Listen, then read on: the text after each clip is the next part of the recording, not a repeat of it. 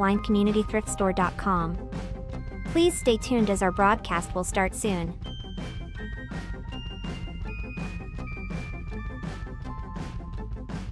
Please remember to like, comment, and subscribe on our YouTube channel now. At Blind Community Thrift Store on YouTube, and more info about this radio reading service, Navalins, and the Blind Community Thrift Store at www.blindcommunitythriftstore.com.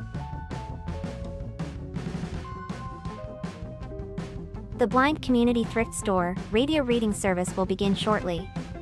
We will be reading local news from around the Southwest Missouri area, Monday through Friday, 10 a.m. to 12 p.m. on YouTube, KSMU, and on the Audio Reader Network at Kansas University. For more information, please visit us at www.blindcommunitythriftstore.com. Please stay tuned as our broadcast will start soon.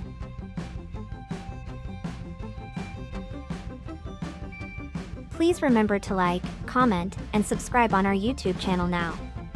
At Blind Community Thrift Store on YouTube, and more info about this radio reading service, Navalins, and the Blind Community Thrift Store at www.blindcommunitythriftstore.com. The Blind Community Thrift Store radio reading service will begin shortly. We will be reading local news from around the Southwest Missouri area, Monday through Friday, 10 a.m. to 12 p.m. on YouTube, KSMU, and on the Audio Reader Network at Kansas University. For more information, please visit us at www.blindcommunitythriftstore.com. Please stay tuned as our broadcast will start soon.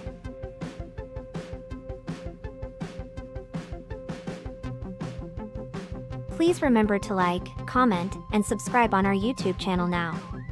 At Blind Community Thrift Store on YouTube, and more info about this radio reading service, Navalins, and the Blind Community Thrift Store at www.blindcommunitythriftstore.com. The Blind Community Thrift Store radio reading service will begin shortly. We will be reading local news from around the Southwest Missouri area, Monday through Friday, 10 a.m. to 12 p.m. on YouTube, KSMU, and on the Audio Reader Network at Kansas University. For more information, please visit us at www.blindcommunitythriftstore.com. Please stay tuned as our broadcast will start soon.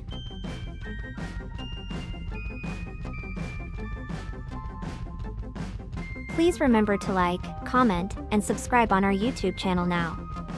At Blind Community Thrift Store on YouTube, and more info about this radio reading service, Navalins, and the Blind Community Thrift Store at www.blindcommunitythriftstore.com. The Blind Community Thrift Store radio reading service will begin shortly. We will be reading local news from around the Southwest Missouri area, Monday through Friday, 10 a.m. to 12 p.m. on YouTube, KSMU, and on the Audio Reader Network at Kansas University. For more information, please visit us at www.blindcommunitythriftstore.com. Please stay tuned as our broadcast will start soon.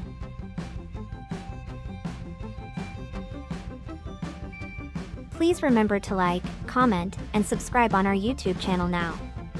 At Blind Community Thrift Store on YouTube, and more info about this radio reading service, Navalins, and the Blind Community Thrift Store at www.blindcommunitythriftstore.com.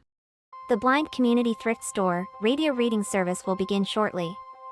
We will be reading local news from around the Southwest Missouri area, Monday through Friday, 10 a.m. to 12 p.m. on YouTube, KSMU, and on the Audio Reader Network. Community Thrift Store radio reading service. My name is Pat, and I'm here with Matt. We invite you to listen to our broadcasts, both live and on demand. Our live sessions are available on the Blind Community Thrift Store YouTube channel, Monday to Friday, between 10 a.m. and 12 p.m. each week. Additionally, you can access on-demand content through the Audio Reader Network, which offers a wide range of audio materials for the visually impaired community. To explore content from the Audio Reader Network, please visit www.reader.ku.edu. The site provides details about accessing content via Amazon Alexa, Audio Reader Network mobile app, and information on receiving a radio to listen to the broadcast by KSMU Radio. All broadcasts are displayed over KSMU's subcarrier airwaves at 67 kilohertz on 91.1 from 3 p.m. to 5 p.m. Monday through Friday. Contact Audio Reader Network for information on receiving a pre-programmed radio. Matt. Kind of a heavier one, unfortunately. From the Springfield Daily Citizen, 3 indicted in multi-pound meth conspiracy in Springfield. It looks like, if I'm reading that correctly, a federal grand jury has indicted 3 people accused of conspiring to sell pounds of methamphetamine in the Springfield area, utilizing various hotels as a base of operations. During the investigation, authorities seized nearly 9 pounds of meth and $9,000 in cash, according to court documents.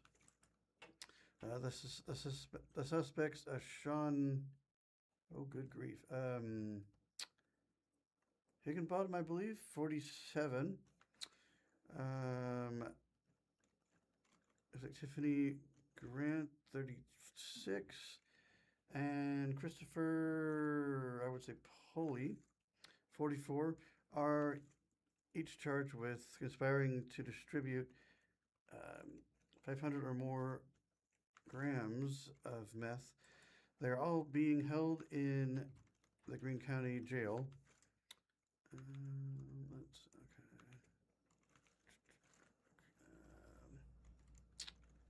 Oh, here we go. I think. Okay. Christopher Foley, Greene County. Oh, sorry. Okay, here we go. That's still a photo. According to a criminal complaint, in the case, investigators set up surveillance in early June at the University Plaza Hotel in Springfield. After receiving information, Higginbottom was selling meth from his room there. The complaint said officers saw several people coming and going from Higginbottom's room. One of those people was later stopped by police and found to be in possession of 58 grams of meth, which she allegedly said she obtained from Higginbottom at his hotel room. Eventually, Higginbottom left the room, and police contacted him in the lobby where he was carrying a black backpack. Inside the backpack, various officers found 1.5 pounds of meth, according to the complainant, I believe.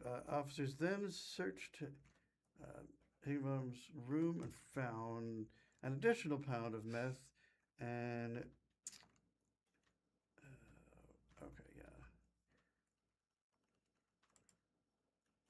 it's like 100. Yeah, a whole bunch of large sum of money and cash, according to the complainant. The complainant says an investigator in Cameron County provided information that Higginbottom had also been selling meth from the Round Roof Inn in Springfield, where he was eventually kicked out. On June 8th, the Cameron County investigator also told Springfield police Higginbottom's source of supply was in St. Louis, and 2 individuals were on their way from St. Louis to Springfield to deliver a shipment of meth, according to the complaint, I guess. Authorities set up surveillance along Interstate 44 near Marshfield and waited for the alleged suppliers, who were traveling in a black Volkswagen. Officers spotted the Volkswagen and pulled it over for speeding near the Buc-ee's exit. The complaint says Grant and Pulley were the occupants of the Volkswagen, which police searched in the Buc-ee's parking lot. The complaint says police found a little more 6 pounds of meth in a duffel bag in the back seat. The meth conspiracy charge carries a possible sentence of 10 years up to life in prison. Is that the whole thing? Yep, looks like that's the whole article. On to Pat. Well, from the Springfield Springfield News Leader,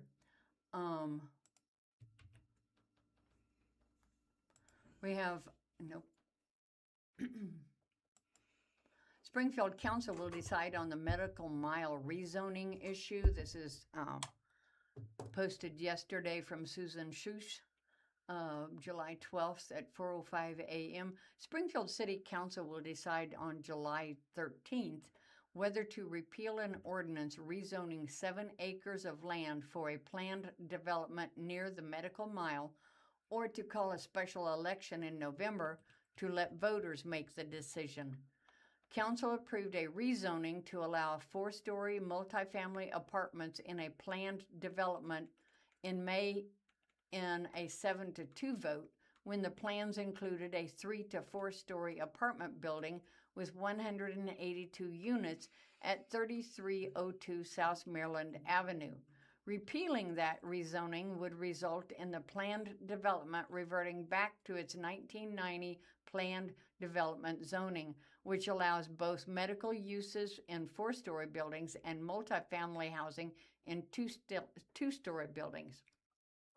A referendum petition filed by High Meadow East residents, certified June 22nd, seeks to overturn the rezoning that would allow a 4-story apartment development.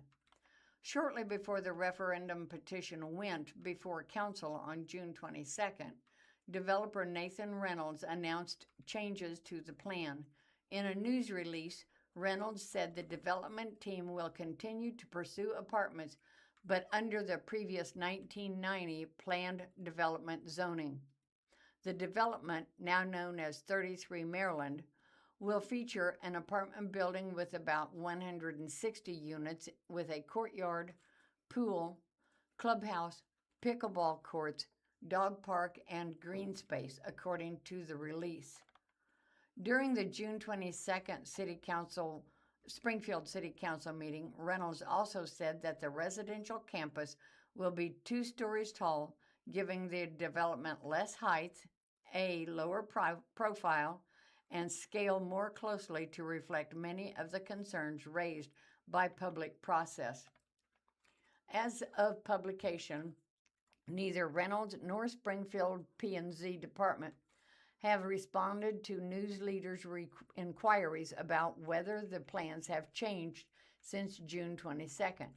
At the same meeting, Reynolds said that his team decided that it does not want to pursue a public vote on the rezoning ordinance. While we continue to believe in the merits of this project, while we continue to appreciate the supermajority approval we got by the City Council, we believe the best path forward is to deliver a project that can move ahead under the property's existing P&D 13 zoning framework, Reynolds said. For that reason, we respectfully request that the council repeal the rezoning ordinance rather than submit it to a public vote and use extra resources out of the city, of ours, the cities, and the neighborhoods. Previous reporting indicated that with the change in plans, it is likely that the council will simply repeal the rezoning rather than send it to a public vote. Residents' concerns remain despite changes. While turning in the petition June 3rd, Arlene Criswell, resident of the High Meadow East subdivision, said she would prefer developers find a different property for this development instead of adjusting plans. In an email statement published June 17th, High Meadows East subdivision resident James Head said that despite the developer's changes, several of the neighborhood's residents' concerns remain. Most of all, there is a concern about the city's process does not properly serve the citizens, since much of the approval is handled at the administrative level. Our concerns haven't changed because the project got a new name. No prior independent traffic study, no assessment of emergency corridor risk at the Walnut Lawn roundabout, Head said in the statement. Over 1,500 Springfield voters signed our petition. What they told us over and over is that they believe Springfield's planning process should serve its residents before it serves its developers, and they're not confident it does. We think that's worth paying attention to, and we trust that the repeal referendum process will move forward. Springfield's voters should have their say. Again, this was submitted on the 12th by Susan Sush. Matt. To the Springfield Daily Citizen, an interesting one. A group trying to build world's tallest flagpole near Springfield says it has raised over $20,000. Down to where it is here. 200,000. Yeah, 200,000. Sorry, yes, correct. 200,000. Darn numbers. A group campaigning to build the world's tallest flagpole in southwest Missouri is staying tight-lipped about the possible site of the monument, but organizers alluded to having raised over $200,000 for the project. Old Glory Rising is spearheaded by Nathaniel Toms, operator of Mr. Electric in Springfield. He began discussing the idea with several friends about 4 years ago. My focus is not the flag. My focus I want is uniting America, he stated.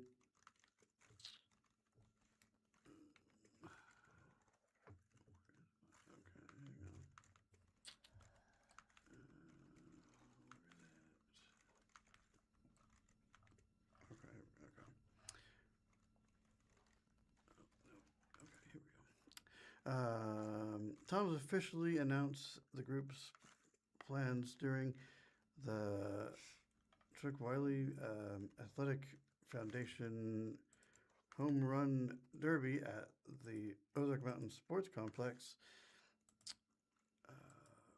at 440 North 19th Street on Friday, July 10th.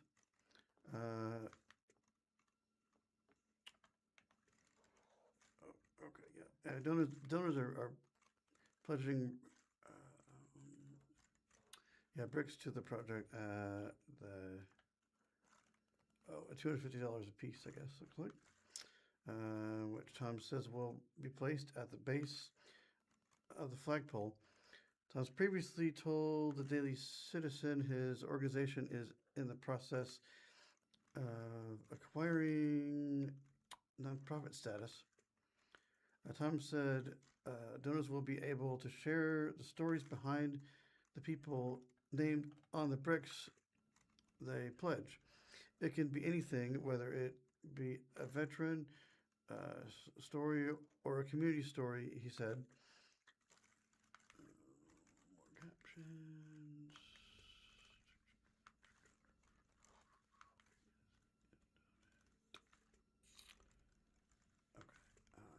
According to the Old Glory Rising website, the campaign has received over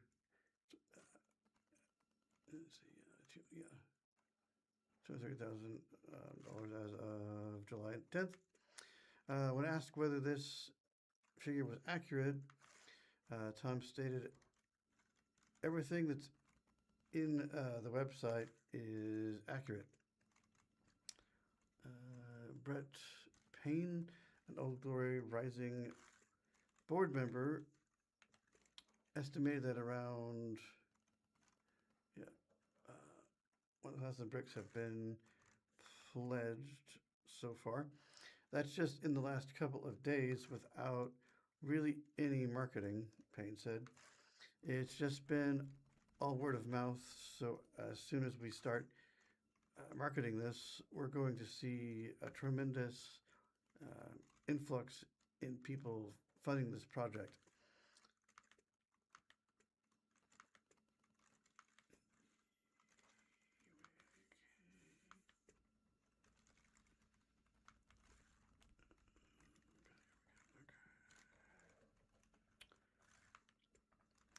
The campaign organizers have not publicly disclosed what site they are considering for the monument. At the baseball field on Friday evening, Payne said, "I will tell you it's very close to where you're standing." Tom's previously stated the property or the project has not been purchased yet. Springfield-based Buxton. What the heck? Some kind of thing, I don't know. A design collective. Okay, is the architect. Okay, it's the firm. Okay. In early July, Tom said he hoped to see the project completed in 2 years.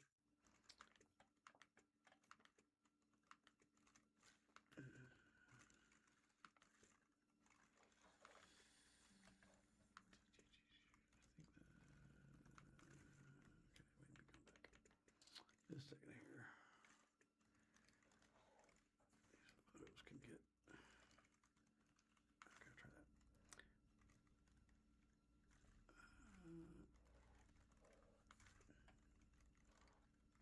Oh, okay. That's the end of that arc. Looks like on back to Pat again.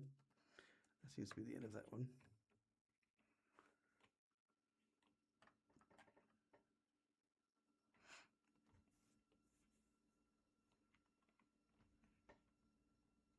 Did you find one? Oh, Yeah, that's all that one. is it my turn? Yeah, Okay, sorry. I'm Yeah. so sorry. Yep, I no didn't- problem. I didn't hear you, Matt. That's okay.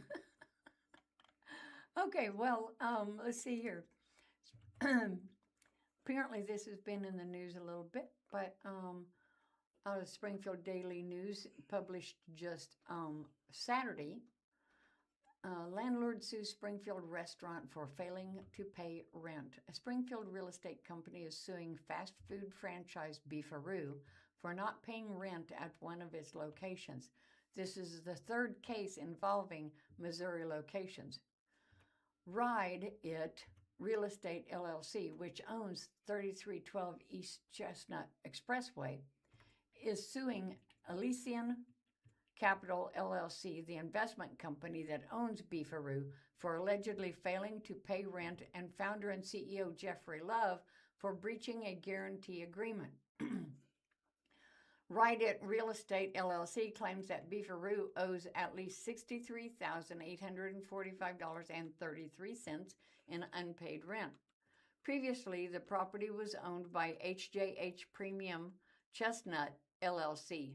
In September of 2023, Ride It Real Estate LLC accepted the assignment of and assumed HJH Premium Chestnut LLC's obligations set forward in the lease.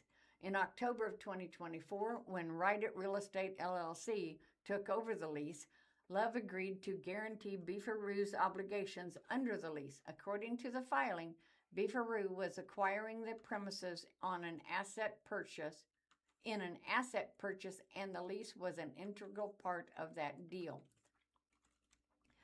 A guarantee agreement is an assurance of the future payment of another person's debt, according to Cornell Law School's Legal Information Institute. Two other realty groups, HJH Blue Springs Highway 7 LLC in Blue Springs and HJH St. Joseph Belt LLC in St. Joseph, also brought cases against Beefaroo on May 7th and May 13th, respectively. A default judgment was reached in the St. Joseph case on July 1 in favor of HJH St. Joseph Belt LLC, resulting in Beefaroo having to pay $381,332.65 worth of rent, as well as pre- and post-judgment interest and attorney's fees. Beefaroo owned HJH Blue Springs Highway 7 LLC, owed HJH Blue Springs Highway 7 LLC $316,897.01 as of April 20th, 2026. Neither Beefaroo nor Elysian Capital LLC, the real estate investment firm that bought the brand in 2019, have filed for bankruptcy, according to federal court records. This case comes on the heels of financial issues that led Springfield Beefaroo employees to strike at the end of June. An internal memo placed the blame on DML Funding, the company responsible for payroll, as the reason why workers would not be paid. Employees said that was the second time that their pay had been delayed that month. According to reporting by the Rock River Current in Rockford, Illinois, where Beefaroo originated in 1967, Elysian Capital LLC sent notice of layoffs on July 7th. The layoff affected all members of the leadership team, and corporately owned stores across the country have closed.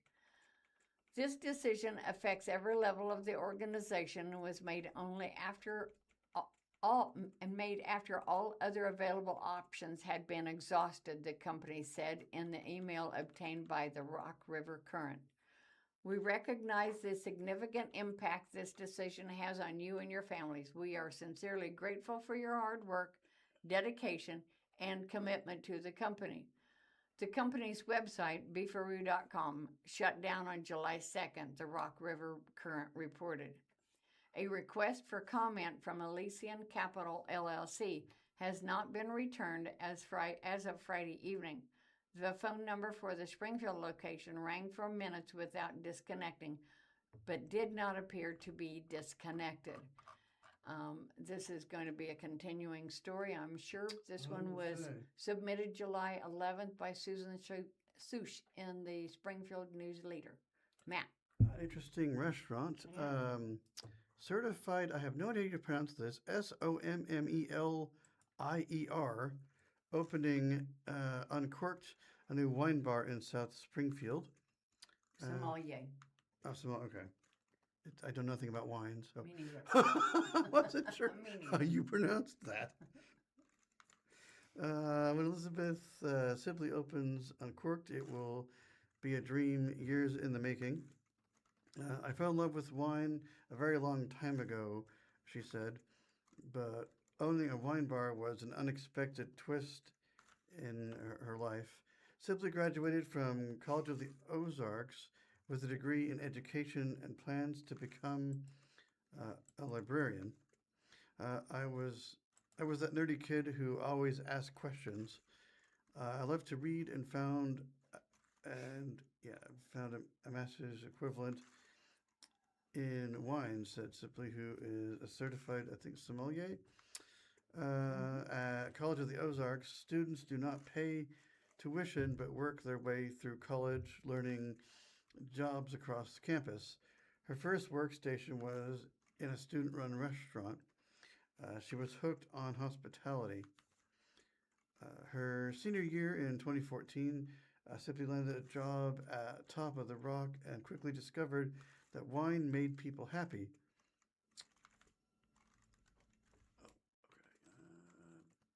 If the kitchen was running behind and simply approached a table who wasn't drinking wine to apologize, they'd be curt and have words with her. If she approached a table with a bottle of wine, their reaction was different.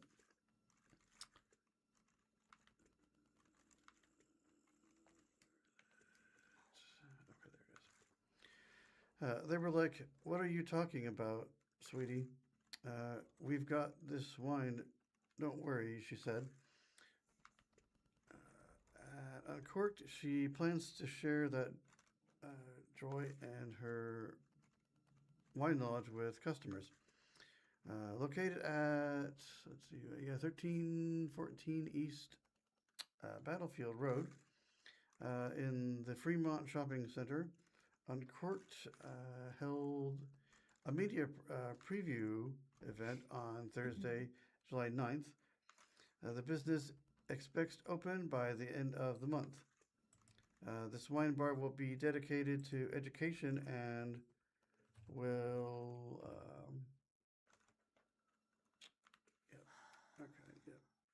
labels, okay. Don't expect all the usual offerings on her menu. She wants you to explore other options. It's fun to discover new wines, she said.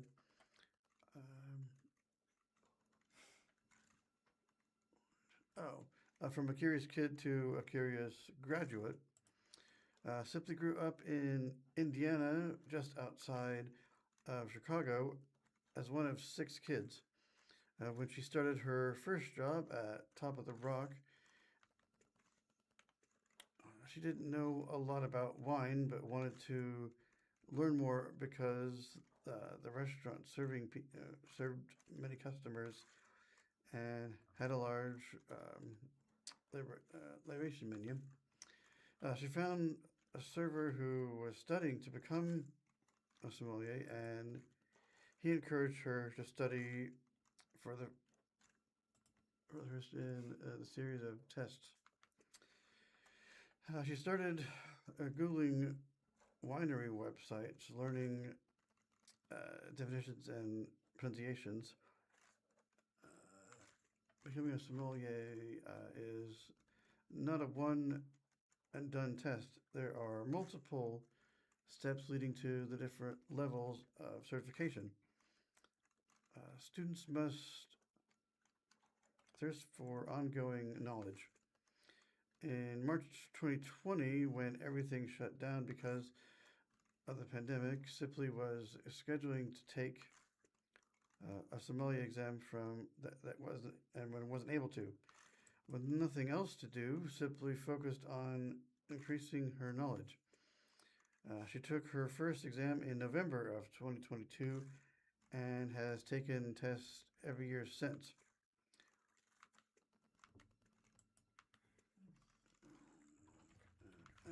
Sipley has had a variety of jobs over the years, working at Hickory Hills Country Club, Metropolitan Grill, and as a wine rep at Bonded Beverage, I think. I'm not familiar with that one. But everywhere I went, no one was into wine at a serious education level where they were chasing the accolades and testing, she said. Everyone was following the same brand names and doing the same thing. If the staff aren't educated about wine, then the guests suffer, she said. Her staff will be well trained. Before opening, she took them to St.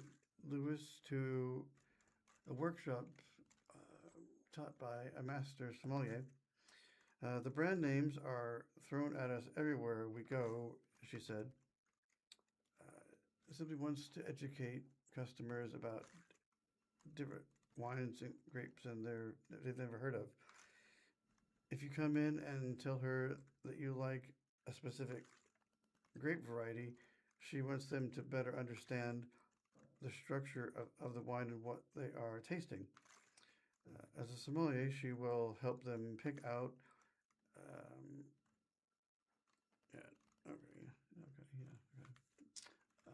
Springfield has a strong wine culture, as she said, and she wants to tap into it. Getting ready for opening. Opening has taken longer than expected. Sipley lives in Reed Spring with her partner who is helping her with the wine bar. They've done a lot of the work themselves, so it has a learning experience and a tremendous amount of work. And when it opens, Corked will offer 20 to 25 wines by the glass. I envision we will have storage space for 300 bottles, she said. We will build to that not right away. We are not building a wine museum, but a living, breathing wine list. I want wine that keeps you coming back and you want to know if it is more from this producer.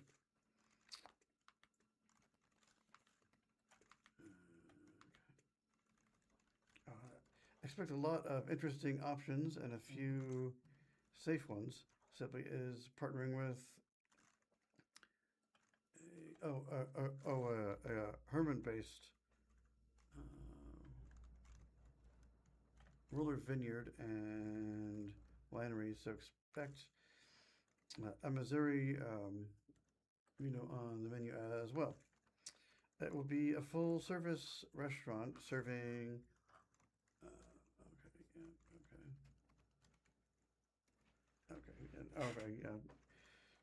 All kinds of different. It looks like that food looks like too, as well as wine. Some main items include prosciutto wrapped asparagus, looks like chicken, zesty skewers, charred lemon, Caesar salad, and cucumber tea sandwiches. It looks like. The desserts too looks like. So yeah, it's not just wine. Looks like at this place. For something different, try the Dirty Martini dip with.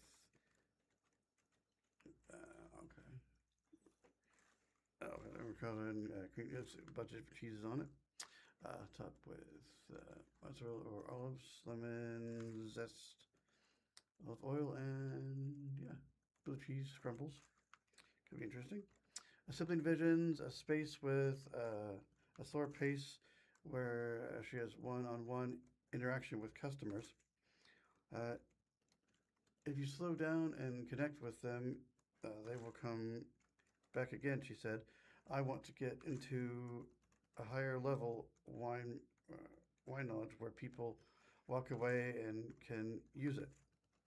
There will be a wine club. Guests can join in events like pop-up wine making tastings. The venue will seat a minimum of 56 and offer a variety of seating from bar stools to sofas and tables. And all the places she's worked simply feels like something was missing, whether it was another level of wine education or a focus on communities. So she decided to execute her own vision and start a business. We need to get back to community driven spaces, she simply said. We need to savor time together. Everyone is always doing their own thing. Wine is meant to be shared. You open wine and drink it with friends. I'm ready for my ideas to take flight. Find it. 134 East Battlefield Road in the Fremont Shopping Center, or on, it looks like, on Facebook. Open noon to 9 p.m. Thursday to Monday. That is the end of that article about that very interesting place coming up soon for people to check out. Missouri State University secured a 10-year accreditation certification. Missouri State University has received affirmation of its accreditation for the next 10 years following a review by the Higher Learning Commission. Accreditation decision follows a comprehensive evaluation process that included an on-site visit and review of institutional materials, according to a community announcement. A team of Higher Learning Commission peer reviewers visited the Springfield campus March 30th through 31st, meeting with faculty, staff, and students. Before the visit, reviewers examined the university's assurance argument and supporting document outlining how the institution meets accreditation standards according to the announcement. The Commission's report found Missouri State met all criteria and core components required for reaffirmation. This reaffirmation is an important milestone for Missouri State University and a reflection of the outstanding work happening across our campus every day, MSU President Richard B. Williams said. I'm incredibly proud of our faculty, staff, and students whose commitment to academic excellence, continuous improvement, and our public affairs mission made this achievement possible. Earning unqualified reaffirmation is something our entire university community should celebrate. The accreditation process was supported by an internal oversight committee that coordinated preparation for the site visit and review. Members included Mary Bolin, Algerian Hart, Egon Heidenall, Tamara Jenke, Clarinda Phillips, Sean Wall, Andrea Weber, Kelly Wood, and Mark Woolsey. The Higher Learning Commission reevaluates institutions based on 5 criteria addressing mission, integrity, teaching and learning, and overall effectiveness according to the announcement. The standards include expectations related to ethical conduct, governance independence, and responsibility for educational quality and support services. The Higher Learning Commission, founded in 1895, is an independent accrediting body for degree-granting institutions in the North Central region. Missouri State has maintained accreditation through the commission since 1915. This story was submitted to the Springfield News Leader on July 13th. That would have been this morning at 3:48 a.m. by Dave DeMille. Matt? From Springfield, a citizen, route widening, a top transportation priority, awarded $2.3 million federal grant.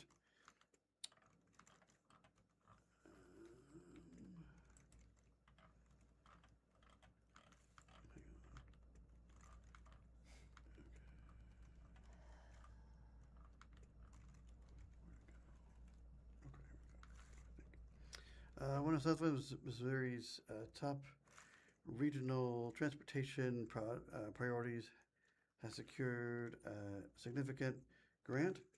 The Route widening project was awarded a $2.3 million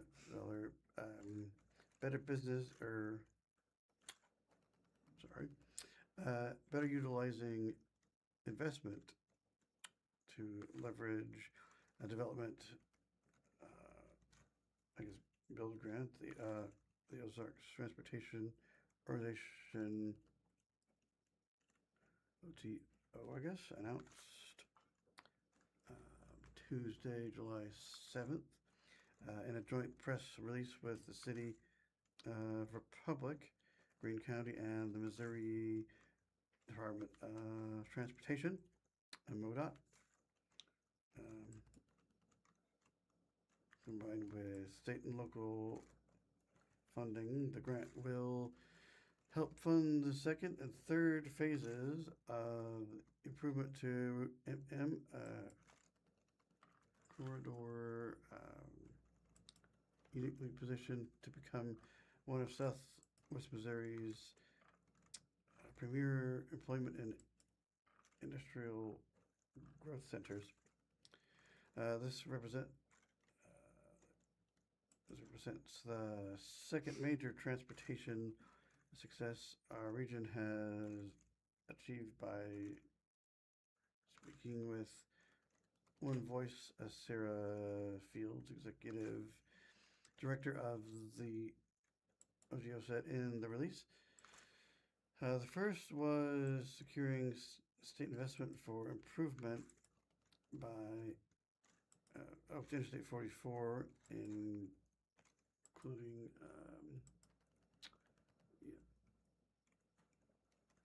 $200 million dedicated to projects in the Springfield area.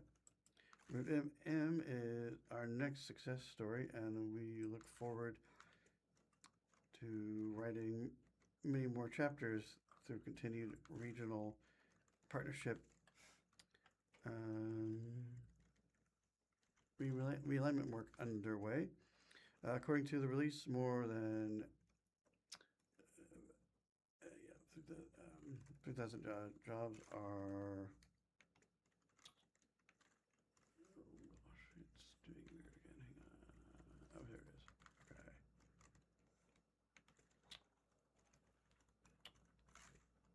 Okay. Are located along the Route MM corridor, which provides access to the Amazon Fulfillment Center and the Convoy of Hope global headquarters, among other large employers, combined with investment in water, sewer, and electric infrastructure. The improvement plan for MM provides potential for an additional 3,000 jobs, the release stated, or states. Work is already underway on the first phase of improvement, which will essentially replace the stretch of MM between Farm Road 160 and Route 60, or Sunshine Street, also known as Brookline Avenue, with a new 4-lane highway that turns east at 160 before curving south and connecting with Farm Road 103. Phase 1 also includes a new bridge over railroad tracks and a roundabout at Farm Road 160. Phase 2 and 3 are similar in the types of improvements planned for MM, but encompass different sections of MM, with the former focusing on the stretch of road between Hale Street and James River Freeway, and the latter on Route M between James River and I-44. In addition to widening Route MM to 4 lanes between Hale and I-44, both phases include pedestrian improvements along portions of MM and improved intersection access. The widening MM will also be separated by the new raised median with brakes at certain intersections. Field said the second and third phases will essentially be merged into one project. Upon completion of phase 1, according to Route MM, will feature 4 lanes between Sunshine Street and I-44. A future fourth phase extending MM to ZZ and M in is unfunded. It hasn't been designed, it's just a concept right now, Field said, phase 4. State appropriation remains restricted. In total, an estimated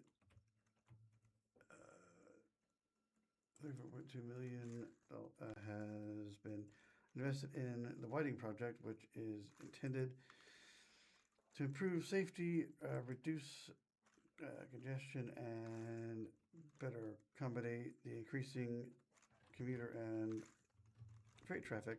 In addition to the building grant, the project has received funding from Green County and MoDOT. This grant reflects years of planning and strong partnerships. Republic City Administrator Colton Harris said in the release. The Route M widening project is a key transportation investment in supporting the continued growth of this corridor. Along with the city's new wastewater treatment facility, which is scheduled for substantial completion in October 2026. our planned 1 million gallon water tower. Looks like that. And ODOT's route realignment and railroad overpass project opening in 2028. These investments are creating the infrastructure necessary to accommodate future business, housing, and employment opportunities, while ensuring Republic can continue to grow responsibly. It is a huge win, not just for the community of Republic, but for the South of Missouri region. Missouri, okay.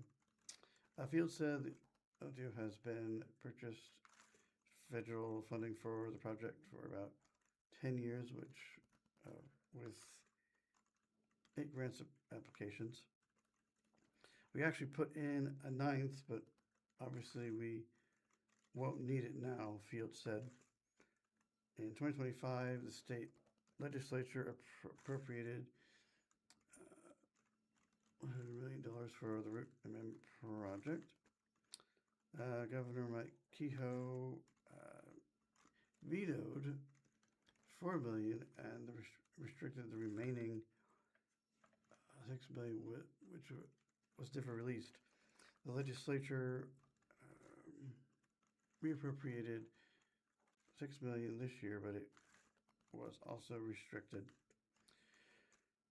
Should the state appropriation be released by the governor, which Fields noted they are no longer asking for it to be, it would be used to offset state and local investment. And that is the end of that one that Jack McGree wrote. On back to Pat.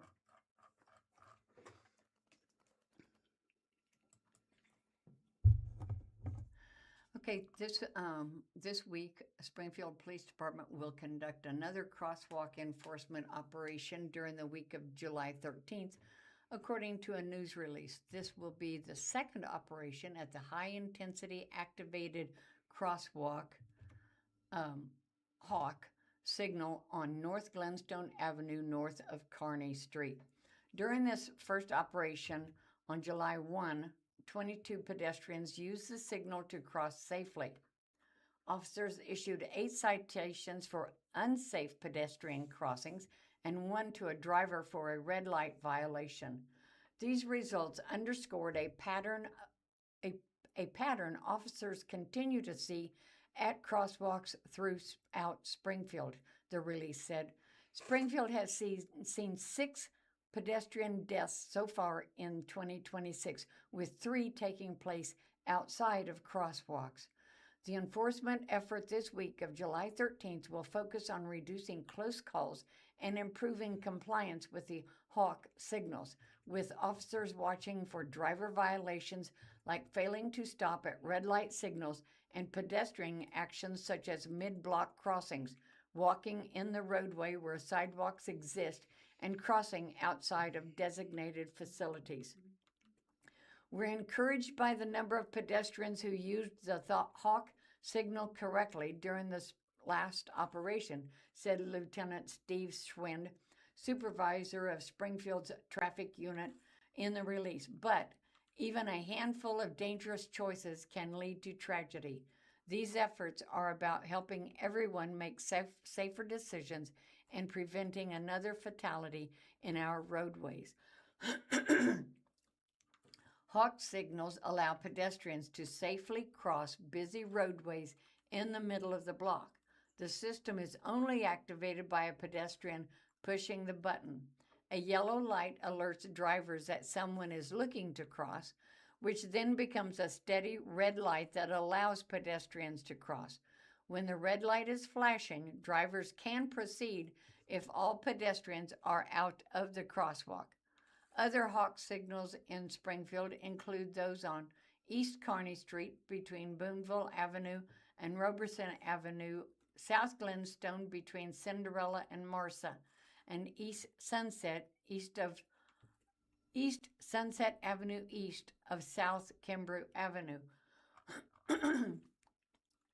Also, Springfield Brew Coffee opens their 8th Springfield location. This week, 417 Food News, there's another spot to get caffeine in Springfield, and a Tex-Mex spot will open soon in Lebanon. Plus, some restaurants have released their Springfield Restaurant Week menus. Springfield gets another coffee stand as Springfield Stand 7 Brew has opened another Springfield location, this one at 2734 North Kansas Expressway. A Golden Corral buffet used to be at that site, but closed down without warning in January of 2024. Starting July 13th, the stand will open 5:30 a.m. to 10 p.m. Sunday through Thursday, and 5:30 a.m. till 11 p.m. Friday and Saturday. Right here, I believe. The drive-through coffee stand hosts a ribbon cutting on July 6th with Springfield Area Chamber of Commerce. The stand team also donated $11,078.87 to Hope Foundation, a nonprofit that assists Missouri families navigate pediatric emergencies with financial and emotional support.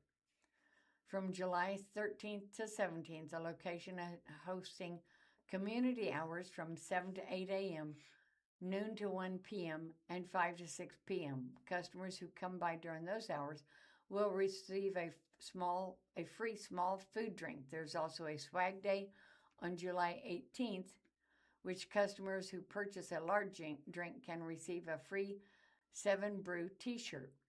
7 Brew offers 20,000 unique drink combinations of coffees, sodas, energy drinks, smoothies, and teas. There are currently 8 stands in Springfield. Panchero's Mexican Grill will open its doors in Lebanon on July 21st, according to a news release, at 1555 South Jefferson. The location will be open 10:30 a.m. to 10 o'clock p.m. daily. This is its 7th Missouri location, all of which are owned by and operated by Davis Fresh Mex franchise. Our experience at Panchero's franchises has been incredibly rewarding, and we are excited to continue growing with the brand, Dick Davis, co-owner of Davis Fresh Mex, in a news release. Lebanon is a community we're part to be proud of, and we look forward to introducing more people to what makes Panchero's difference, a fresh-pressed tortilla to a guest experience that keeps people coming back. The fast casual Tex-Mex chain is known for offering fresh-pressed tortillas, which are pressed at the time of ordering, and a special spatula that makes ingredients so every bite is the perfect bite, according to a news release. Its first Springfield location opened in February 2026. Matt. Yeah, looks at that. I think that 7 Brew is right by the store here. Pretty close. Yes, if you want to come and shop, you can go get some coffee. From Springfield, a citizen redeveloping downtown Nixa. Why didn't it work out right? Hold on. Okay, here it is. Okay, yeah. A redeveloping downtown Nixa presents challenges. Group wants the city to make it easier. Okay. The visit downtown Nixa has changed dramatically over the past several years. A handful of historic buildings are gone. At the same time, new businesses and a few popular restaurants are attracting more visitors. Nixa is now considering updates to its city code after working with the Southwest Missouri Council of Governors, SMCOG, I believe. The proposed changes would apply to the downtown area with the goal of encouraging redevelopment. Eric Albers, co-owner of Insight Design Architects on Main Street, helped found Nixa Downtown Revitalization Committee several years ago. We identified a lot of challenges even back then with parking and things of that nature, undeveloped land, he said. As we've seen things progress down here, there's a lot of amenities that are missing out of the zoning so that we felt would benefit local businesses and the economy of the downtown area. Albert said the city was a great partner and extremely receptive with the community's ideas. City staff have recommended an update to code that would reduce certain building regulation downtown and allow for some residential development in addition to other changes. Nix's Planning and Zoning Committee voted to recommend approval for the proposal on Tuesday, July 7th. City Council will consider the proposal next. It's not your typical downtown in many respects.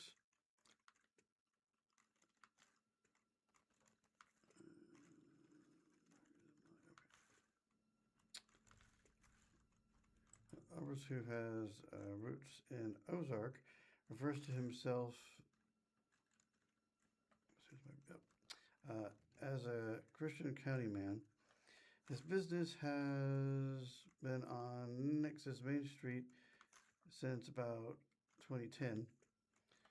I guess it's not your typical downtown in a lot of respects because we don't have a square, he said. We only have so many of the more old style buildings, but being able to protect,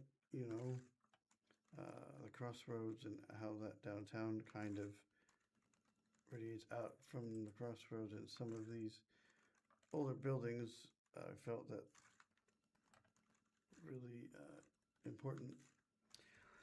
The crossroads Albert refers to is the intersection of Mount Vernon Street, or I guess Route 14, and Main Street. Before Nixa was named on any map, the town began developing around this four-way intersection. A few landmarks properties in downtown Nixa have stood the test of time, such as the two-story building at the southwest corner of the crossroads, which dates back to the early 1900s. The sports bar Social BTB has brought a new crowd to the historic building since opening its Nixa location last year. We've seen ever since we've been here a multitude of these strips remodeled and come back to life. So we've been blessed to be a part of some of those projects, Albert says. But we'd really like to see not just the new businesses, but the foot traffic that's down here. Before, it was almost non-existent.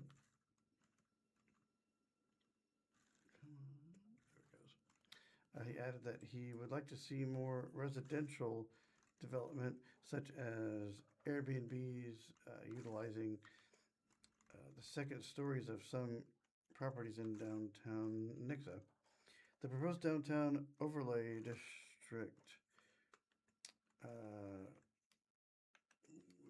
encourage residential and land use above retail spaces. Suggested code would encourage redevelopment of small lots.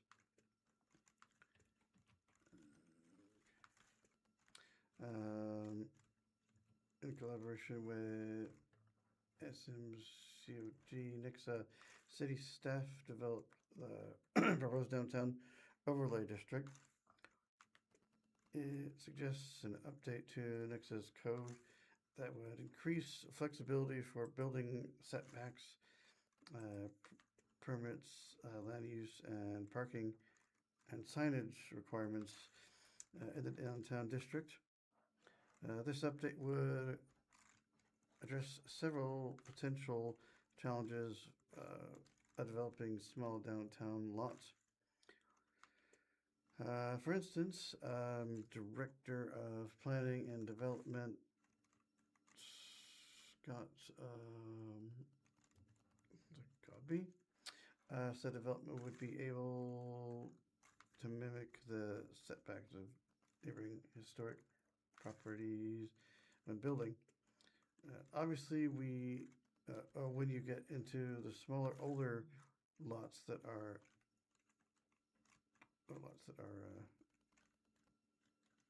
just in the downtown area, if you try to put building setbacks on all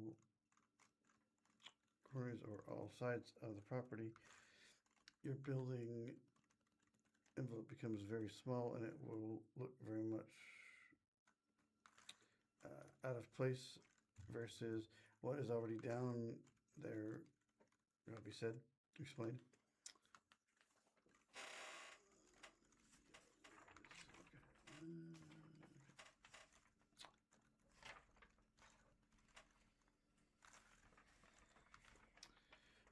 Certain residential developments would be permitted under the new code, such as duplexes, apartments, and lofts. Additionally, the proposal seeks to reduce parking requirements for businesses owned within the property district, encouraging them to seek satellite parking agreements with other property owners. In an email to the Daily Citizen, Godby stated that there are 7 vacant lots within the proposed overlay district, not counting 2 lots on Elm Street that the city plans to use for a new communal parking lot. Historic structures disappearing near the crossroads.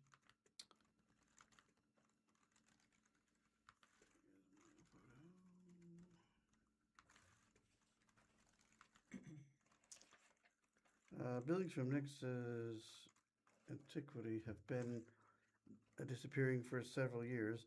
Many of these structures were located around the crossroads, Mount Vernon Street or Route 14 and Main Street, where the village that grew into Nixa began. A post office was established at the intersection in 1878. In the mid hills, I guess there's history of Nixa. Okay, it's a book maybe. 1835 to 2010. Local historian Wayne Glenn, of course, very popular around here, wrote that Nixa had 3 general dry goods stores, 2 corn mills, 2 hotels, a canning factory, a pool hall, and several other businesses by 1901, mostly centered around the crossroads. The downtown area included a few local industries, a cheese factory opening up on Route 14 around 1928 and soon began producing over 1 million pounds of cheese annually. Consolidated products. The company that owned the cheese factory found an innovative way to turn the byproducts of cheese making into vinegar and established a vinegar plant on Main Street in the 1940s. It is still operating today. That's kind of cool. Didn't know some of these little factoids. The Springfield Newsletter published a staff photo of Cheese Town rulers in 1946. Oh, okay. The captain stated Nixon, Springfield's pleasant and prosperous neighbor on the south, is a town 425 people, and it has the biggest cheese plant in the world and the only plant in the world, large or small, that produces vinegar from milk. Interesting.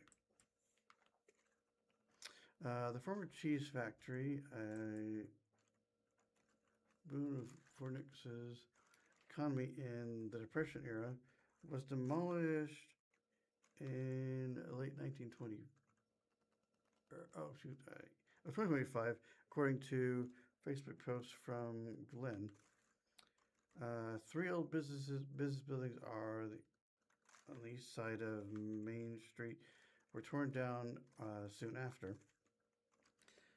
Next, I lost another landmark near the crossroads in 2021 when a feed mill dating back to the 1950s was demolished. It was no longer operational. Property owners Rich and what the heck? Log Caliban or something? Oh, that looks really weird. That's Callahan, developed a new landmark on the site. The 14 Mill Market Food Hall. Which is Arctical Sources, it looks like. Yeah. Okay. Probably don't need to worry about those, but you can go read those on the website if you would like to. Turn it back to Pat, I think. Okay. The Blind Community Thrift Store is a spacious 17,000 square foot thrift store located in Springfield, Missouri. It holds the distinction of being the first retail store worldwide to incorporate Navi lens technology, which significantly enhances accessibility for the blind, visually impaired, and non-English speaking individuals. This innovative system enables customers to navigate and shop with minimal assistance, fostering independence and confidence. The store operates as a nonprofit organization dedicated to generating funds that support the provision of adaptive technology and training for the blind and visually impaired community, often at little or no cost. Visitors can learn more about the organization and access its services by visiting the store in person at 2713 North Kansas Expressway, Springfield, Missouri, or by exploring the website at www.blindcommunitythriftstore.com. The website offers comprehensive information about the store's mission, services, and opportunities for community involvement, as well as details about the free store available to residents in the Springfield area. I've got a few little short articles out of Ozark First from the weekend, so we'll let Matt get his voice back. That was a long article. Yeah, that was a long article. It was, but it was kind of interesting, though. Okay, from Ozark First over the weekend, crews responded to a fire at Big Whiskey's in Republic. Several emergency vehicles responded to a reported fire at Big Whiskey's on Saturday night in Republic. Pictures sent to Ozark First showed a heavy response to the restaurant at 900 North Old Town Avenue in Republic, which witnesses tell Ozark First that the building was evacuated. The restaurant posted on social media Saturday night that everyone is safe after the situation. We're incredibly thankful for everyone that is safe following a small fire at Big Whiskey's Republic, the post stated. Over the past several weeks, our building has been undergoing roof repairs after the historic hailstorm that hit Republic, with that work scheduled to wrap up this next week. Right now, we're focused on taking care of our team and working through the next steps. The post went on to say that the team is already working to get operations back to normal, with hopes to return to normal business as soon as possible. You can follow Big Whiskey's Republic on Facebook for more updates. There is a picture here taken around 10 p.m. The extent of damage to the building is unknown. Also out of Ozark First, Springfield. Springfield ranks 4th in the nation for weekend motorcycle fatalities. A new report ranks Missouri's 4th in the nation for weekend motorcycle fatalities, prompting renewed calls from law enforcement for both drivers and riders to prioritize safety. The study, conducted by Missouri-based law firm Beck & Beck, using data from the National Highway Traffic Safety Administration, found Missouri averages 72 weekend motorcycle deaths each year, more than any of its 8 neighboring states. According to Missouri State Highway Patrol, motorcycles make up less than 3% of registered vehicles in the state, but accounts for up to 15% of traffic fatalities. Troopers say several factors continue to contribute to deadly crashes, including speeding, impaired driving, and distracted motorists who fail to see motorcycles while changing lanes or entering intersection. It truly highlights the importance of roadway safety, both by drivers as well as by motorcycle riders, said Sergeant Mike McClure with the Missouri State Highway Patrol. Drivers need to be paying attention, put down distractions, pay attention, particularly when you're changing lanes. Also be aware of vehicles entering and exiting the roadways and motorcycles. Springfield police also encourage riders to continue improving their skills regardless of experience level. Make sure you're leaving enough space and you're following traffic laws, said Officer Mark Preby with the Springfield Police Department. Being aware of your surroundings helps keep yourself safe. This is the great opportunity for experienced motorcycle riders to become safer motorcycle riders. Local authorities say recent changes in Missouri helmet law and concerns about riders operating motorcycles without proper licensing are also contributing factors in the state's motorcycle safety challenges. To help reduce crashes, the Springfield Police Department is hosting a Share the Road motorcycle safety course on August the 15th. Registration closes August the 13th, and additional information is available on the department's website. Then in Taney County, and this was posted this morning at 9:22 by Drew Tassett, Taney County, 8 people were arrested in human trafficking investigation by law enforcement in Taney County on Friday, July the 10th. The Taney County Sheriff's Office, TCSO, says its investigators, along with investigators from the Stone County Sheriff's Office and the Missouri Attorney General's Office, conducted what the agency calls a human trafficking demand reduction operation. In the operation, investigators arrested 8 suspects, as well as seizing 4 firearms, methamphetamine, and drug paraphernalia, according to TCSO. Investigators also recovered alcohol intended for a minor. The following suspects were arrested: Clarence Wayne Haney, charged with enticement of a child, patronizing prostitution, and supplying liquor to a minor, held with no bond. Jason Wayne Still, charged with patronizing prostitution, bond set at $50,000. Nick Ward, charged with patronizing prostitution, unlawful use of a weapon, possession of a controlled substance, unlawful use of drug paraphernalia, held with no bond. Brian Justin Mason, charged with patronizing prostitution, bond set at $50,000.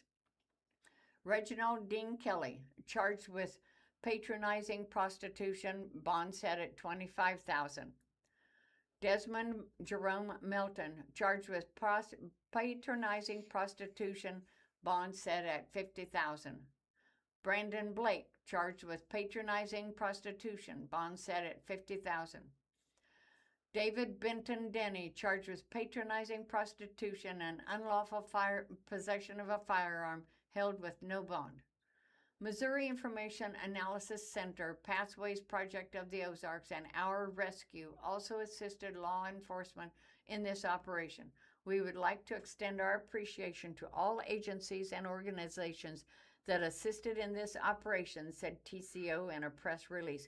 We maintain a zero-tolerance stance on human trafficking in any form and will continue to aggressively pursue those who pursue in and perpetuate these crimes. Another short one out of Ozark First. Voters decide several key school district taxes and bonds on the August ballot. Several school issues will be on the August ballot in Springfield that could impact local schools in certain counties. In Cedar County, voters will decide whether to improve an 85-cent property tax levy increase to help Stockton R1 school district over rising operating costs, including staff salaries and other day-to-day costs. From the Hermitage R4 school district in Hickory County, a proposed 50-cent property tax levy increase would provide additional funding to help the district retain teachers and remain competitive with surrounding school districts. Lastly, in the Oregon Howell R3 school district, voters will consider a $650,000 bond issue for Koshkonong School to fund HVAC system improvements and provide resources to help the district retain staff. Districts say a yes vote will provide them with the financial resources they believe are needed to help attract and keep educators, maintain school facilities, and continue offering services to students. School districts across Missouri continue to face teacher shortages as they compete to recruit and retain educators amid rising costs. Matt. I think fairly lengthy one for the Springfield Daily Citizen. Missouri Attorney General targets unregulated industries, scores major Kratom, C-R-A-T-O-M, Kratom victory. Never heard of that particular thing. Kratom, maybe. Catherine Holloway, Missouri's Attorney General, is interviewed by the Springfield Daily Citizen on Tuesday, July 8th, 2026. At the Springfield Area Chamber of Commerce. I'll read the article here.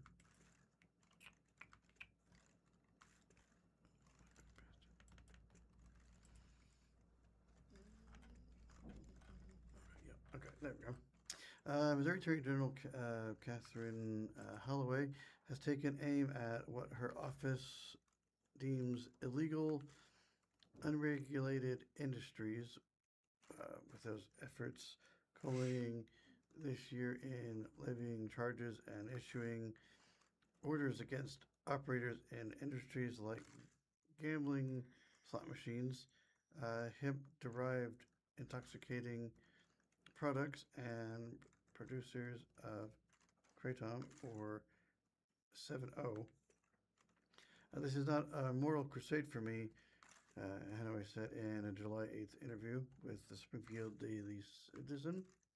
What concerns me and what was the impetus for going after slot machine companies and come on, illegal hemp and unlicensed dispensaries is that these are massive cash industries in Missouri that are completely illegal, completely unregulated. My concern is long term that they breed all kinds of other crimes up to and including maybe even organized crime. And so I wanted to sort of beat these illegal industries out of the system. The top players in these industries have heated. Torch Electronics, the largest producer of slot machine gaming devices found in gas stations and bars across the state, shut down its machines and told customers to talk to state legislators. American Shaman, I guess, the largest producer of Kratom, agreed to stop selling any of its products in Missouri, and there have been at least 33 cease and desist letters sent to retailers of hemp-derived intoxicating products across the state. Illegal slot machines. Let me get out of that figure here. Where is it? Okay, yeah. Hanaway said she believes about 17,000 of the total 25,000 slot machines that were in operation across the state outside of regulated casinos have ceased operation. That's about 68% of the machines. The Attorney General believes the success of shutting down the slot machines is thanks in large part to the multi-level agency cooperation. The state has seen cooperation from county and city law enforcement agencies, and that has been the main driver behind the success. Hanaway said that in addition to Torch Electronics, the largest machine maker of slot machines games in state, another large producer, Easy Gaming Missouri LLC, has also shut down its operations in Missouri. Our efforts are in conjunction with the local prosecutors and elected officials and the two U.S. attorneys' offices, and I think if we weren't all working together, we wouldn't have seen Torch come to an agreement to shut down their machines, as well as other companies, Hanaway said. Hanaway later added, I couldn't have imagined we would have made this much progress in such a short amount of time.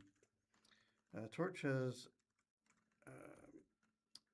diverted its attention to continued lobbying efforts to try to get the Missouri legislature to pass a law that would make the slot machines legal and create a regulated market. The company has implored customers to reach out to politicians to discuss the regulation of the games, also known as video lottery terminals or non-chance games. The possibility of legislation passing next session that would regulate the slot machines like gambling machines is real, but Hanaway said the machine's legal status does not change because of some possible future legislation. I don't have to enforce the law, and right now they're illegal, Hanaway said. We have free speech in this country, And if they want to lobby their legislators, I see no problem with that whatsoever. Hanaway declined to comment on the state of negotiations between Torch Electronics and her office, only saying that they are in communication. The Attorney General did warn that shutting down the remaining slot machines operating across the state will be the toughest and ultimately the enforcement was just needs some time. But that last 180,000, like the last few miles of any race, I think I'm going to be very time consuming, and that's still quite a bit of time to get it completely shut down. Hanoi said, Kratom has been the biggest victory of AGs of this year.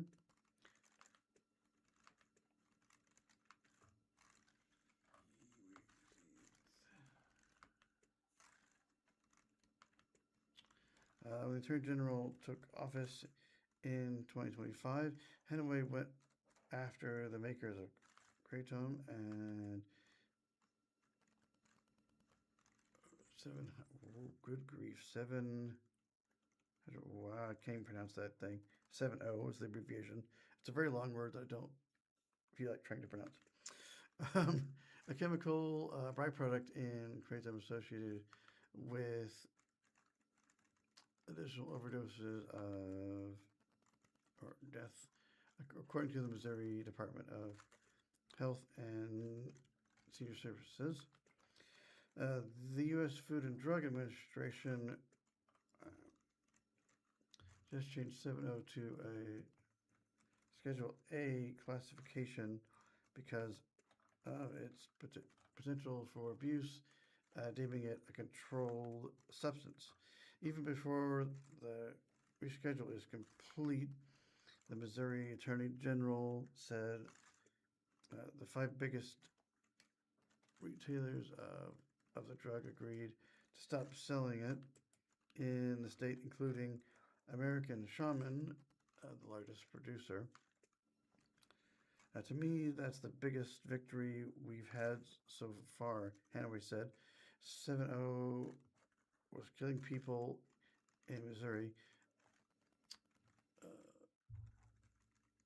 The courts reported 161 overdose deaths from the substance that was legal and being sold over the counter.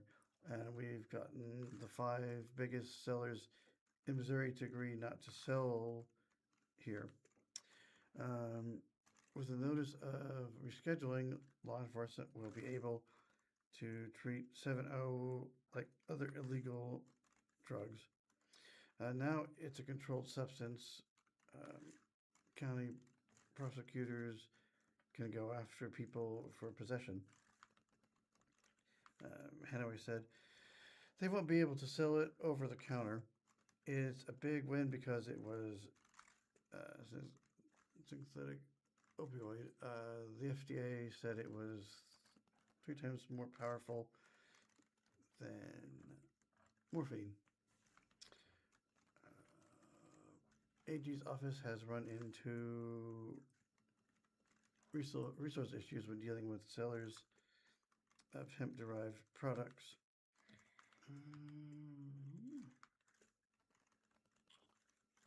Earlier this year, the Missouri Attorney General sent more than 30 cease and desist letters to sellers of hemp-derived products across the state. In southwest Missouri, Swinspensory was issued one of the orders, but the company remains in operation nearly 4 months later. I will say it's a resource issue at this point, Hanaway said. we're sort of trying to take down sort of the worst players first. There's good news. The good news is this particular shop isn't at the top of the list, but we're going to get to it like it's just a matter of time. The Attorney General said there won't be another round of cease and desist orders until the first round is handled. It is important to me that when we send out a cease and desist letter that it has some teeth and some follow-up, Hanoi said, and I am a little disappointed that we haven't been able to move more quickly. We are going to follow up, and I don't want to send out another round of until we deal with everybody who received them originally. There are multiple changes afoot. Marijuana itself is about to be federally reclassified to a Schedule 3 substance. Meanwhile, industrial hemp, which was deemed federally legal in 2018, was just deemed illegal in President Trump's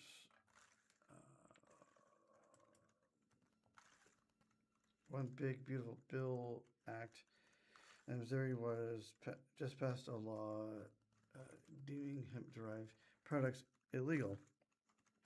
All these changes have made the hemp-derived products the most difficult to enforce or develop a legal strategy to prosecute, Hanoi said. It's been a little more complicated there, and I understand why marijuana is legal in this state, and so they're figuring out which things are legal, which are not, whether juries will convict. Hanoi said, but we are looking for creative ways. Next steps for Hanoi. I'm a Missouri girl. Attorney General Hanoi said she plans to run for re-election in 2028, which would give her another 4 years in the state office if she is elected. And then we'll see what happens, Hanoi said. That's as transparent as I can be. Many of the former Missouri attorneys general have left for roles at the federal level. Hanoi's predecessor, Andrew Bailey, currently serves as the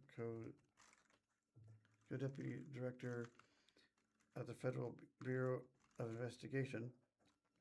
2 AGs before Bailey, Eric Schmidt and Josh Hawley, became U.S. senators. When asked if there is a run for U.S. Congress in the future or another national role, she's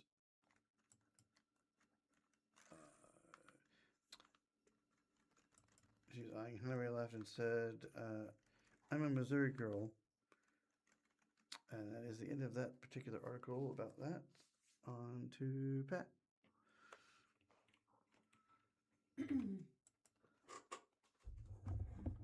Well, of course, we want to touch base with our special days today and holidays, what's going on. This happens to be July the 13th, and I'm just going to go through some of these a little bit briefly. It's Beef Tallow Day. I remember years we didn't think tallow was for anything but making candles, but now it's considered very healthy. There's an Embrace Your Geekness Day, invites enthusiasts to proudly showcase their passions, whether your heart belongs to sci-fi, fantasy, gaming, or comics. This is your moment to shine. Dust off that cosplay, dive into a new graphic novel, or host a themed movie marathon with friends. Fool's Paradise Day, arrives on every July 13th, inviting us to step away from reality's demands and embrace the comforting world of our imagination. It's a vital reminder to cultivate a happy mental space where worries can fade. Take time to daydream, explore creative outlets, or simply find joy in your personal fool's paradise. Now, all that sort of works together with this next one, Gruntled Workers' Day. Now, before you think I've said that wrong, no, it is Gruntled Workers' Day. We have 365 days a year, and 364 of them are taken over by disgruntled workers. This one today is Gruntled Workers. It arrives every July 13th, inviting us to celebrate the positive aspects of our jobs and careers. This unique observance challenges the common narrative of workplace dissatisfaction, encouraging individuals to find meaning, purpose, and gratitude in their daily work. Reflect on what you enjoy, appreciate your colleagues, Matt, and consider making a positive change. A little bit of information about Frederick Herzberg, 1923 to 2000, was an American psychologist who became one of the most influential names in business management. He is best known for his two-factor theory of job satisfaction, which distinguishes between motivators, factors that create job satisfaction, and hygiene factors, factors that prevent dissatisfaction. His work, particularly his 1959 book, The Motivation to Work, profoundly influenced how companies approach each employee's well-being and engagement, laying groundwork for understanding what makes workers truly gruntled. The history of Gruntled Workers' Day, never heard of it before. That's because founders Thomas and Ruth Roy of Wellcat Holidays made it up. The couple has been responsible for creating and copywriting more than 70 quirky holidays since the late 1980s, when Thomas Roy first looked through a copy of Chase's calendar of events and saw a form on the back that allowed for submission of new holidays.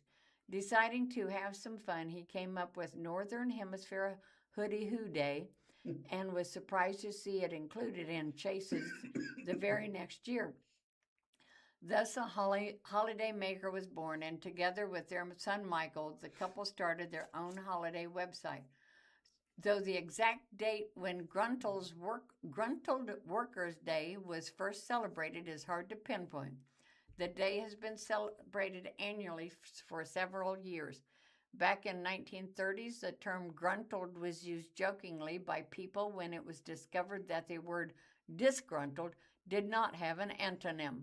Now, thanks to Thomas and Ruth Roy, the word has become widespread, and we especially love the idea behind the day, getting together and chatting about the aspects of our work that bring us happiness or contentment, as well as cheering others on for doing their jobs well. The challenge that all workers of every kind need to face at least once in their lifetime is to either figure out how to improve their work environment for themselves, or to make the decision to find something new that will bring them a better sense of fulfillment and enjoyment. The Gruntled Workers' Day timeline. In the 1800s, the first trade unions were formed. In 1930s, the term gruntled became a joke. 1957, Chase Calendar of Events was published. And in the 1980s, Thomas Roy gets creative with holidays. I found that interesting. Is there a website for this calendar? Pardon me? Does this calendar have a website? It didn't list it, but yes, it said you can Google it. Was Chase Calendar Events with it? No, yeah, Chase's, yeah. Now this one I really can enjoy. National Barbershop Music Appreciation Day. I love going online and just listening to barbershop competitions. They are so fun. National Barbershop Music Appreciation Day harmonizes every July 13th. This day celebrates the unique voice-only, a cappella style of barbershop music that brings people together across generations and genres. Discover the rich history of this American art form, support local quartets, and share your favorite barbershop tunes. While National Barbershop Music Appreciation Day isn't typically a major retail holiday, we anticipate various organizations and local groups will offer special events and promotions. Platform guide, and then there's social media, National Barbershop Music Appreciation Day, Okay. Barbershop Harmony Society, and there are many, many national competitions. Oh, yeah.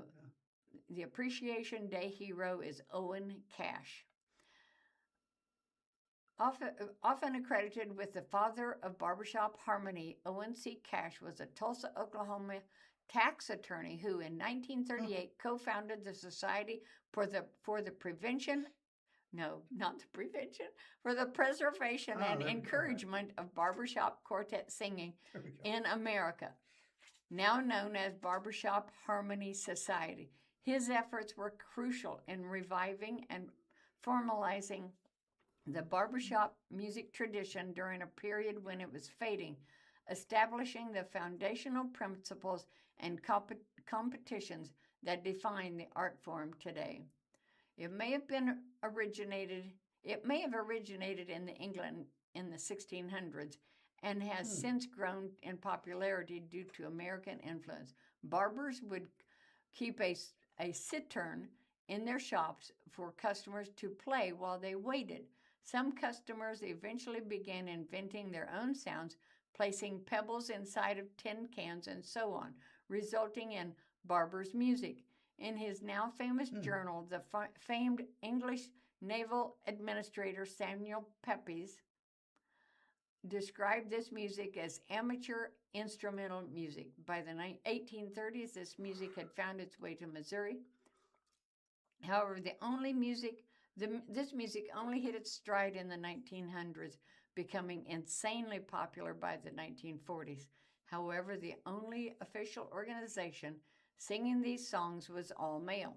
The women whose husbands were part of the Male Barbershop Music Society, Society for the Preservation and Encouragement of Barbershop Quartet Singing in America, were particularly inspired. They had firsthand experience of how much fun this music could be. So, on July 13th, 1945, Edna Mae Anderson invited the wives of other SPEBSQSA members to her home in Tulsa, Oklahoma for a singing session, and the Sweet Adelines were born on that very day.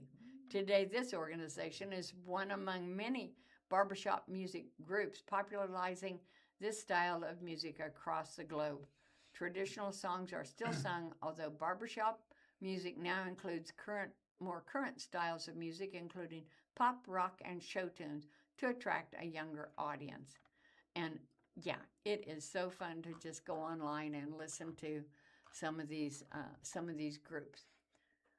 Yep. Let's see what else today. Sometimes people will just like do things just to see if anyone notices, like they're covering a newer song or something. Yep. Or they'll do it in weird styles. Is anybody paying attention to us over Yeah, here? yeah. Let's yeah. change it up. Oh, we got him now. Yeah. And in case you're really bored, today is National Rock Day, and they'll love this, National Tire Repair Day. It's a thought. Celebrated today celebrates the essential craft of maintaining and, not tire. Did I say tire? Yes, you did. Well, Tile Day. Oh, tiles. Yes, maintaining the craft of maintaining and restoring beautiful ceramic surfaces. Now, I have to go back. Okay. Yeah, it did say tile, so I apologize. It did remind me to have my tires checked, though. Take time to fix these chip tiles and refresh that grout to keep your spaces looking their very best. Okay. Just that we don't fall Matt, on tiles. go. I have a short one. I'll probably have to leave to go shut things off Yep. since my boss has Okay. gone to meetings. So I will do my best to read some of this anyway. Jared Alexander, former Harmony House executive director, joins Care to Learn. In his new role, Alexander will focus on donor and philanthropic relations for Care to Learn. Okay, yeah. Yep. Let's see, where is it here? This is one I can't use my little special mode on, so it'll take me longer to find it. How annoying of these ads don't let me.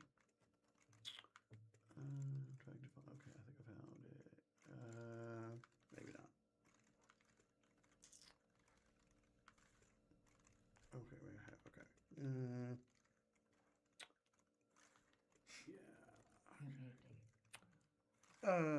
Do you have it? No, but I can. Drew Alexander, former Hammerhouse executive director, joins Care to Learn here. Trying to these darn all these silly windows and player windows, and since it's an ad, I think I've got. I've got. I think. I think I found it here. He'll be stepping up to a new development role at Care to Learn, a nonprofit organization that supports children's health, hunger, and hygiene needs. As Vice President of Development, Alexander will focus on building donor and philanthropic relations. Care to Learn was founded by Doug Pitt in 2008, focusing on the emergent needs of impoverished students and their families. The first chapter was focused in Springfield, but the organization has since expanded across Missouri and is especially active in the southern part of the state. According to a previous reporting by the Daily Citizen, Alexander announced in April he was stepping down from the role at Harmony House. He began at Harmony House as Director of Development in 2019 and was later selected as Executive Director in 2022. That experience will aid in his new role, according to a news release from Care to Learn. I think last week someone else just came into that role. Kirsty somebody, I believe. Jared is an exceptional leader who has already made a lasting impact in our community, and we're thrilled to welcome him to the Care to Learn team, said Crystal Simon, I believe, Care to Learn CEO in a release. Alexander credits his upbringing in Springfield and attendance. What? Oh, he attended in Springfield Public Schools for his view on the importance of strong schools and supportive communities for shaping the future child. He graduated from Missouri State University with a Bachelor's of Science in Recreation, Sports, and Park Administration with an emphasis in parks and outdoor recreation. As an Eagle Scout, which I also am, that's kind of cool. He remains involved in the Springfield community. That is the end of that, and I think I might have time to go and get everything shut down, then Pat can finish. Thank you, Matt. No problem. Well, you heard the news yesterday, but we'll go ahead and read the news leaders article today about Lindsey Graham's death. I think it took us all a little bit by surprise. He died while chairman of the Senate Budget Committee, a key panel from which more and more consequential bills are emerging. Senator Ron Johnson, Republican from Wisconsin, is poised to take over that seat. Washington, the sudden death of over the weekend of Senator Lindsey Graham sent shockwaves through Capitol Hill, leaving lawmakers reeling in the early morning hours from an expected passing of their longtime colleague. It also opened up, at least temporarily, an important vacancy atop a key Senate committee, one that's increasingly an architect of some of the most consequential legislation affecting Americans' lives. The South Carolina Republican was the powerful chairman of the Senate Budget Committee. The panel may sound just like another wonky corner of Congress, but it's much more than that. It's also the place where President Donald Trump's biggest second-term legislative wins have originated.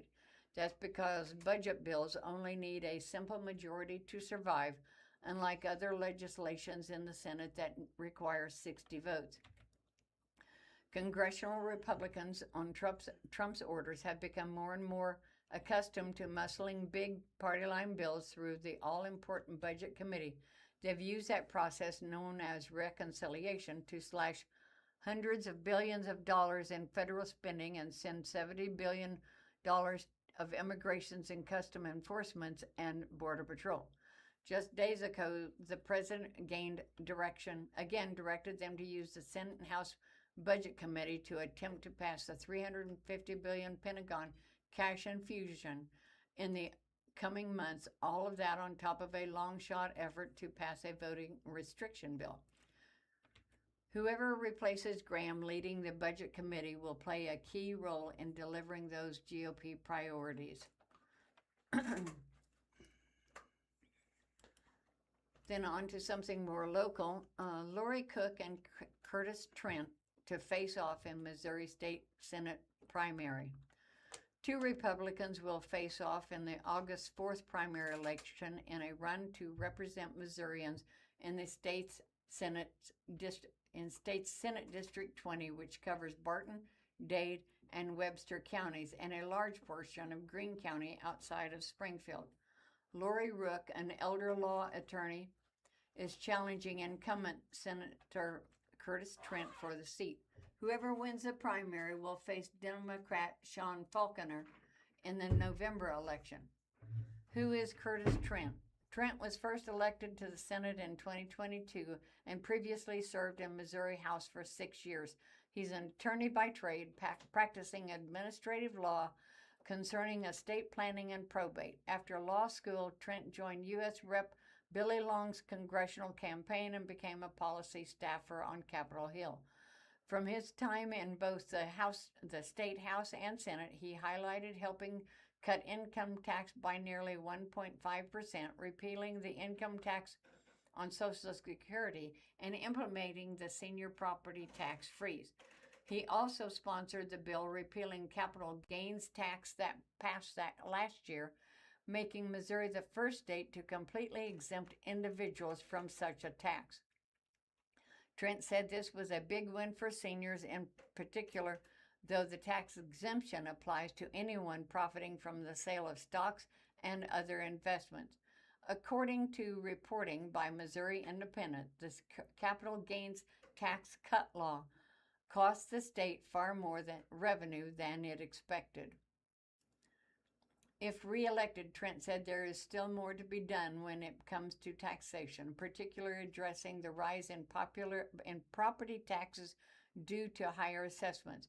He also said he wants to continue work on the education reform. I think every child should have high-quality education, that parents should be in control of their child's education destiny, and that we should have the ability to tailor education opportunities to the needs of a specific child to the maximum extent possible. Who is Lori Rook? Rook is the owner of Ozarks Elder Law, which she took over in 2012. I really, really enjoy advocating for people, problem solving for them, planning ahead, and a lot that encompasses veterans, farmers, business owners, and then the aging population. Rook ran for Missouri Treasurer in 2024, but did not advance in the Republican primary. She told the news leader her 2024 campaign opened her eyes to more problems prevalent across the state and even within the Republican Party. Transparency is one of my big passions. There's a complete lack of it in Jeff City, she said. This just kind of allows the corruption to run rampant, and we've gotten more of a bought and paid for system rather than doing what's right and what's good for the people. Rook's goals, if elected, focuses on improving transparency, reducing tax responsibility, and defending pro-life issues. She said she would work to allow live streaming of Senate proceedings. Missouri is among the few states that do not yet allow this, and work to get personhood recognition for the unborn children. Rook said she does not support defunding public education. The race for Senate District 20 will not be a mild one, as Rook has characterized herself as an actual conservative candidate and openly criticized her opponent's role in the legislature. Recognizing that she is a newcomer, she said she knows joining the conversations in Jeff City may cause ripples, but that is not a deterrent. I'm doing this because I feel called, and I feel Missouri needs better, especially the 20th Senate District just deserves better. They deserve a fighter, so I expect to have, probably a few more fights than someone who's been there a while. Trent said his voting record speaks for itself, particularly when it comes to tax cuts. If you look at my tax record on education, on the protection of our basic rights and liberties, and everything I have promised to do, I have worked hard and delivered results on. I would say that my record is very conservative and also a proven record. So I would consider myself a proven conservative in this race. The two candidates largely differ on their approach to taxes and utilities. Trent said the Senate discussion of the bill asked voters to repeal the state income tax in August, known as Amendment 5, which in his eyes will lessen the burden of taxes on Missourians. Rook, on the other hand, argues that measure will make life more expensive for Missourians because of the expected increase on goods and services. She says there are far too many uncertainties that with what taxes will replace the income tax for constituents to trust policymakers. Trent also championed the State Bill 4 in 2025. If Missourians begin to generate more power than it consumes, Trent said Missourians will pay less on their utility bills. Just a quick run through on what happened in this history, on this date in history. In 1787, Congress enacted the Northwest Ordinance, opening up for structure of settlement of the Northwest Territory. In 1863, the draft riots in New York City began, becoming the most violent riots, still considered the most violent riots in the country to today. It followed the Emancipation Proclamation, so the Civil War was just winding down, and they instantly got hit with the draft riots, and there's a lot to be known and learned from that situation. In 1930, the first World Cup tournament began. In 1949, Pope Pius XII excommunicated all communist Catholics. In 1955, the last woman was hanged for murder in Great Britain. In 1960, John F. Kennedy was nominated for presidency. In 1966, Richard Speck murdered 8 nurses in Chicago. 1969, George Wallace criticized Nixon's handling of the war. And in 1978, Henry Ford II fired Lee Iacocca. Thank you for listening to the Blind Community Thrift Store Radio Reading Service. Tune in every week, Monday through Friday, on the Blind Community Thrift Store's YouTube channel at 10 a.m. for more up-to-date news from the Springfield News Leader, Springfield Daily Citizen, Springfield Business Channel, and 417 magazines. Listen after we are live to the Audio Reader Network at www.reader.ku.edu. All broadcasts are played over KSMU's subcarrier airwaves at 67 kilohertz and 91.1 from 3 p.m. to 5 p.m. Mondays through Friday. Contact Audio Reader Network for information on receiving a pre-programmed radio.